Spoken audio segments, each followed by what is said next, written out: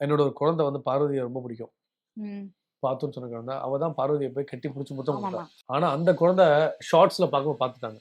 ம். பார்த்துட்டு என்ட்ட கேட்டாங்க. "ஏன் ஆச்சா பார்வதி ஆன்டி அம்மாவ கார்ல இருந்து கிக் பண்ணி தள்ளிட்டாங்க." ம்.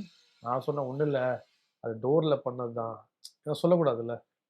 டோர்ல பண்ணது தான். அது தெரியாம போட்டுருச்சு. "இல்லையே! டோர்ல அம்மா கிக் பண்ண அம்மா கீழ விழுந்துட்டாங்களே.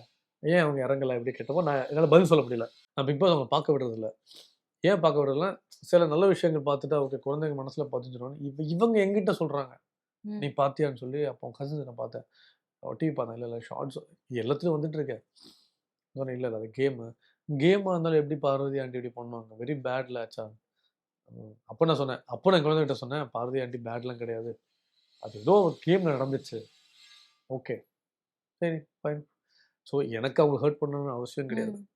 சி நான் என் இடத்துல ஒரு ஹஸ்பண்டா பார்த்தேன்னா, யாரா இருந்தாலும் கோவம் வரும். ஏன்னா இன்னைக்கு இவங்க வெளிய போன விஷயத்த கேக் கட் பண்ணி நெறைய பேர் செலிப்ரேட் பண்ணாங்க. ஆடியன்ஸோட கோவம் தான் ஆமா. அந்த ரெட் கார்டு. அததான் யோசிக்கணும் பார்க்குறவங்க. பட் என்ன பொறுத்தவரை 2 பேரும் நல்லா இருக்கணும்ன்றேன். எங்க போனாலும் நல்லா இருக்கணும்ன்றேன். ஏன்னா அவங்க வாய்ப்புகள் கிடைக்கணும். ம். ஆனா அவனும் கஷ்டப்பட்டு வந்திருக்கா.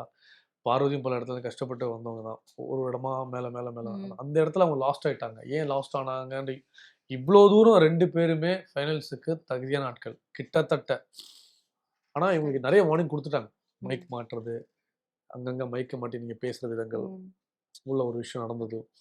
நெறைய வார்னிங் குடுத்துட்டாங்க. இந்த வார்னிங் உங்களுக்கு வந்து அவுட் ஆஃப் த கண்ட்ரோல் போனீங்கன்னா, அது it goes to red card ம். கன்ஃபார்மா. அத அவங்க புரிஞ்சிருக்கணும். அது புரியல. பட் குழந்தைகள நீங்க பல விஷயங்கள் சொல்லி ஏமாத்த முடியாது. அவங்க பார்த்துட்டாங்க. ஆனா ஒரு குழந்தை அழுதுச்சு பயங்கரமா. ஓகே. ஒரு குழந்தை அழுதாங்க.